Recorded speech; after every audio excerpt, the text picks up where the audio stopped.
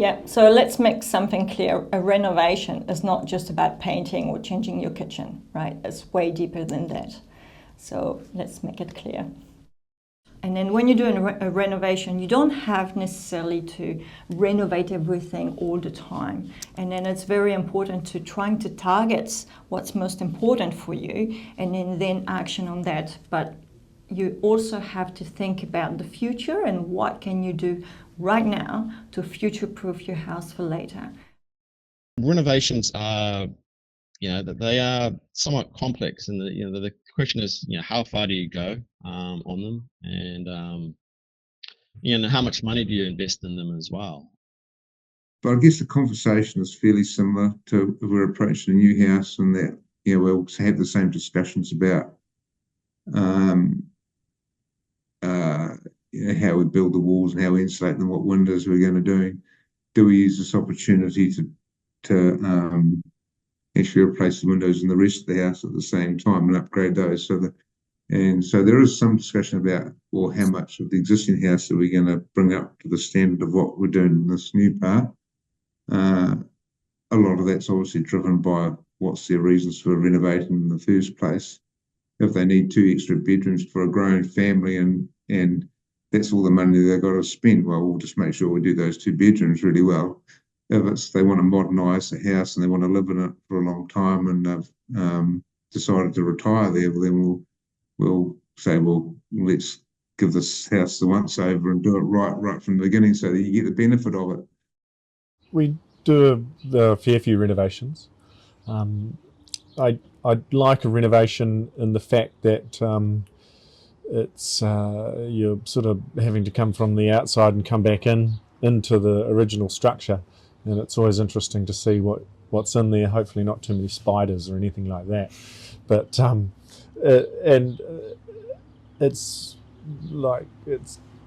does bring joy, I guess, like when you fix up an old car, get it back on the road, get a warrant of fitness, and it's some of these old villas, they are very drafty, well under insulated, and it's good to get in there and improve the housing stock of New Zealand and Christchurch, and have a more comfortable place for people to live in.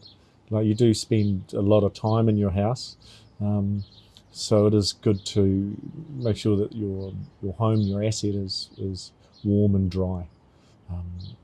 I'd like to go around and seal up as much as you can through the walls, the floor, the roof, the ceiling, anywhere and everywhere, because if you can stop that air flow, then, or prevent it, then it's not going to escape. The good thing about renovations is you don't have to do the whole thing at once. You can just attack it systematically and room by room. So start with your bedrooms, get a feel for what you need in that room. You can strip the wall linings off, re-insulate if you have to, do service cavities or vapor barriers, air tightness layers. Think about your end goal, which is most important, because people can have a one-track mind and go, I'm doing this room, not doing this, but not thinking about the whole picture, which is the most important thing.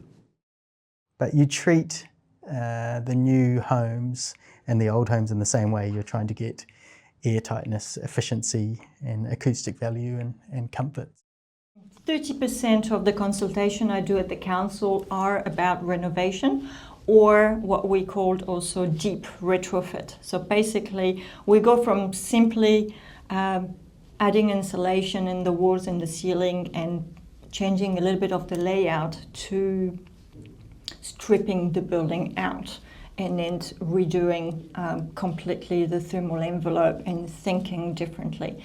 So we can go from like the base minimum to the best, depending on the budget and the willingness and the time. So there's a lot of work to do in this area. Improving the layout of an original home as well. A lot of the time they're sort of almost built back to front.